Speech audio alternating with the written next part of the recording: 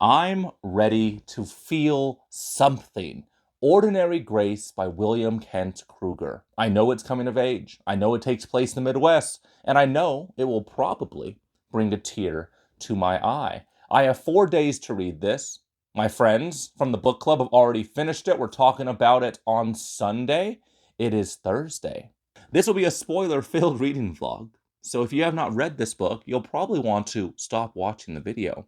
But if you have read this book and you want to see me react to it in real time, sit back, relax, and watch me go on this literary journey that is Ordinary Grace. All the dying that summer began with the death of a child. So I'm really liking how Ordinary Grace is going so far. I'm about a quarter of the way through. I love our cast of characters. I love Frank, our narrator. I love his younger brother, Jake. I love his father, who is a veteran from World War II, who is a minister. He's a pastor of several churches. They have a mom who I don't like. She, is a singer and a musician who gave up her dreams to support her husband. And when her husband chose not to become a big shot lawyer, she feels like she got gypped. They have a brilliant older sister who I absolutely love, who I suspect is going to die, for a reason I'll explain in a second. This family, I like them. I feel a lot of empathy for them. I see a lot of emotions on the horizon of this story. The book opens up with two deaths. One of a young boy who was playing on the railroad tracks, and there's a lot of discussion about whether or not there was any foul play involved. And then later on, a few chapters later, Jake and Frank, they're walking along said railroad track, and they come across a mysterious man and a dead body.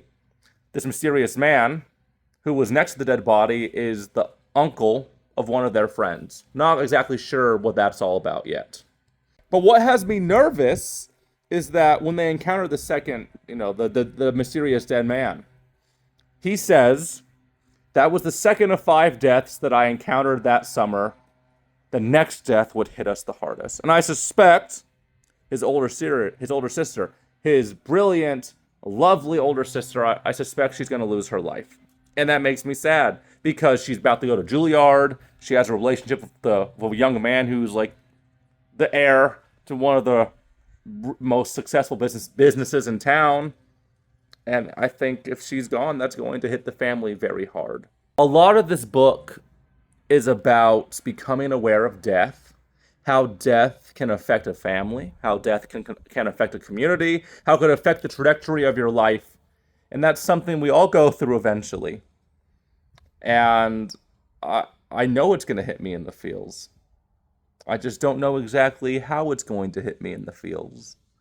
But I really like Frank and Jake's father because he's a minister because he wants to be, because he saw horrible things in the war, and he's doing his best to help out his community, being a spiritual, mentor, advisor, spiritual leader in his community. And he's trying to help out other veterans in the community who are suffering from various mental illnesses, who are having a hard time coping with civilian life, which, very relatable to me. I have several family members that served in the military, and it messed them up. So, yes, even though I'm not from Minnesota, I'm not from the Midwest, I have a lot to relate to.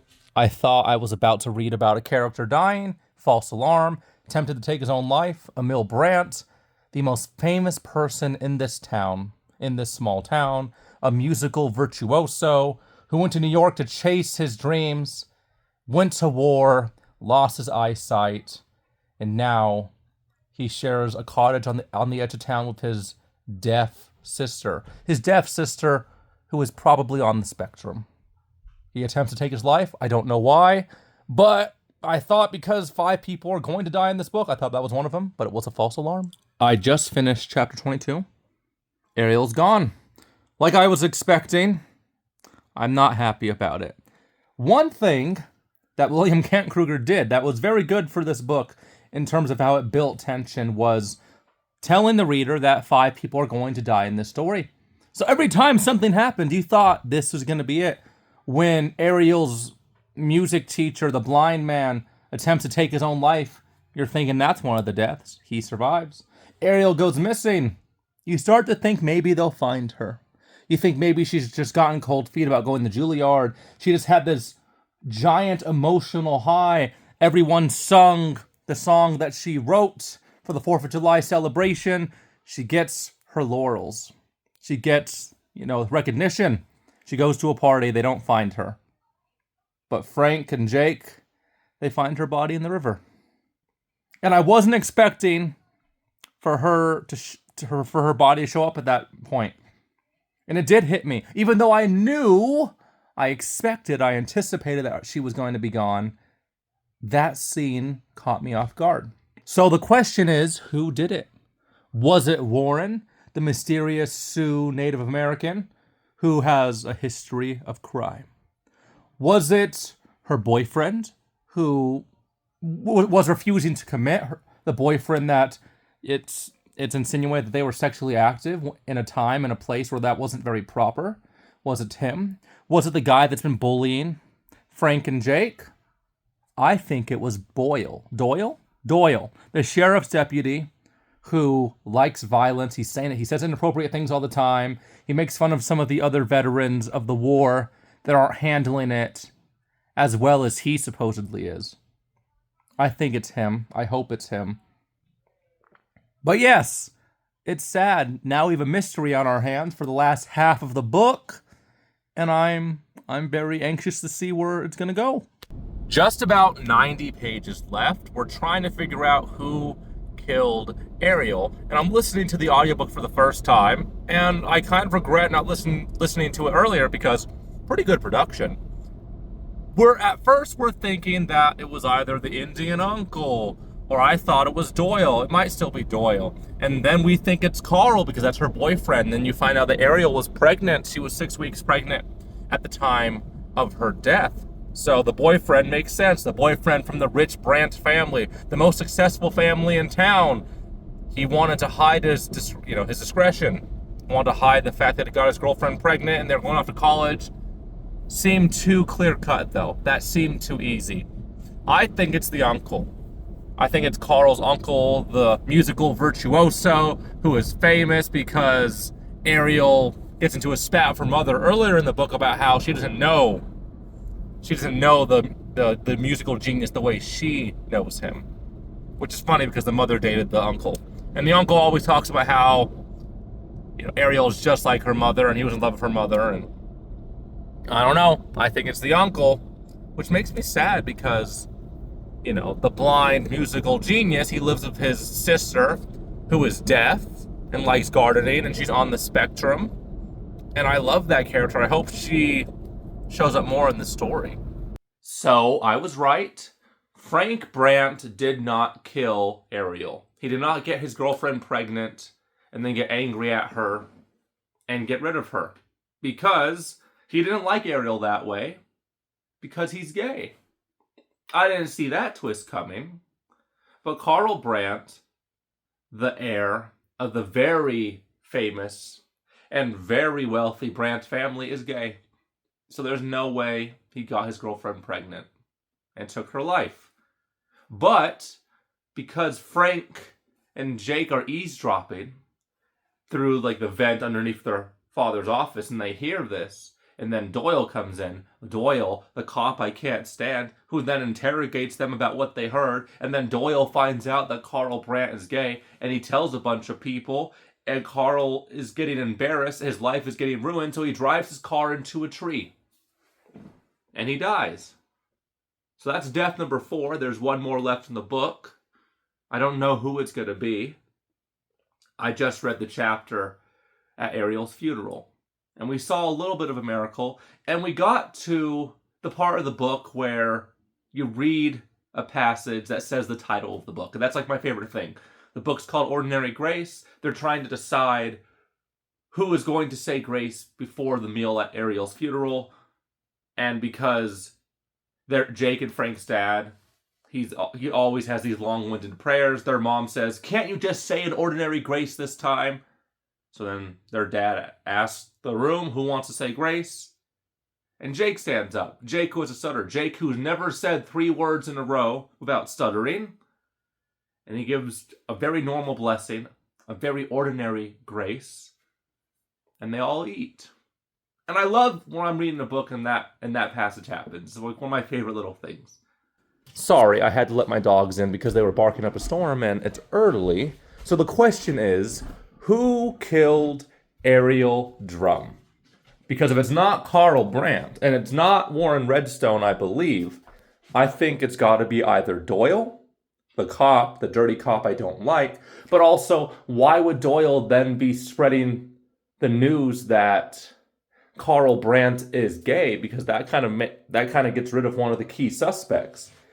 Or it's Emil Brandt, our mysterious blind musical genius who has a very close relationship to Ariel and her mother. But then if it is Emil, who is blind, how did he kill Ariel in the woods and dump her into the water? Unless he's not really blind, or he gets his deaf autistic sister to do it for him. I hope that's not it. I hope he didn't use his autistic deaf sister. That would be a tragedy. I hope she doesn't take the fall. Well, I finished Ordinary Grace and I loved it. I loved a lot of things about this book. I loved a lot of the characters, particularly Jake and Gus and Nathan Drum and Frank.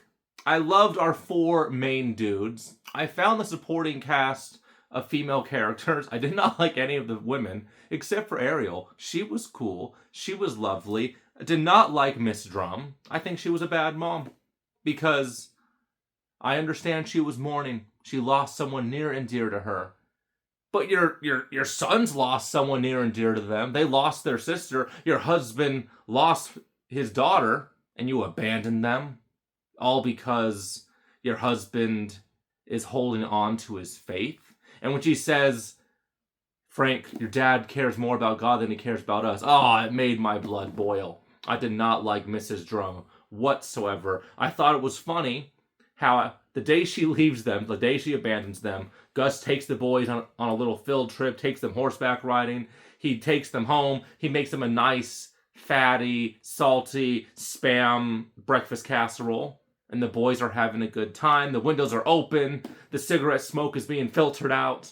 Nathan Drum, their father, comes home and he has a beer with Gus even though he doesn't drink, and they're happy for the first time in the story. That was funny. Mom abandons them and then they're happy. I liked that. I did predict some things about who killed Ariel. I thought Emil Brandt was behind it. I thought he figured out that Ariel was pregnant, and then he gets Lise, to take her out for him. That's not the case. Emil would never hurt Ariel. But like a narcissist, me and the book club were talking about this, when Emil is confronted by Nathan Drum, and Nathan Drum asked him point blank, did you get my daughter pregnant? The first thing he says is, she was in love with me, Nathan. Even though I'm, old and blind and rich and famous, she loves me. And my friend said that. I was like, yeah, you're right. That's kind of a red flag. You're being asked if you got someone's teenage daughter pregnant and you're in your 50s and you just say, well, she loved me. So Emil Brandt, I liked him for the first part of the book, but he lost me towards the end. And then we figure out we don't know exactly why or how Lise ended up killing Ariel. Frank suspects that perhaps Ariel touched her. Lise freaked out because you're not supposed to touch her, and she hit her with a crowbar. She gets scared, she hides Ariel's body. But Frank and Jake, they show mercy because she's a mentally ill deaf girl. What would punishment really do? Would it bring their sister back? Is it really the time for justice, or is it the time for mercy? Frank and Jake decide not to tell anybody. They let Lise go free because she just wants to stay in her house and plant, crops in her garden. She's not quite aware of all the things she did. And I can empathize with that. I love the ending of this book. I loved the epilogue where Frank is talking to Warren Redstone, and Warren says, the dead are just a breath away from us. The people that you lost are right there. You're just one breath separated. And I thought that was a very beautiful message to end the book on. I love how I was waiting for the fifth death in the story. I was waiting for it to be cool, and it ends up just being the bully. He just falls. He falls at work and breaks his neck, and that just happens in passing. So that was a bit of a distraction that Krueger gave the reader. I was waiting for another character death I cared about. And I thought when Lice was freaking out that she was going to get Jake, and she didn't. She spared him.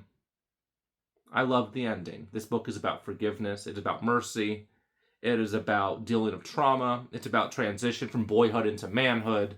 There are some overtly Christian things, but I would not characterize this as Christian literature. I wasn't expecting a murder mystery when I picked this up. Neither was anybody in the book club. But we loved it. And this book was one of my picks, so I'm happy that every one of us enjoyed it.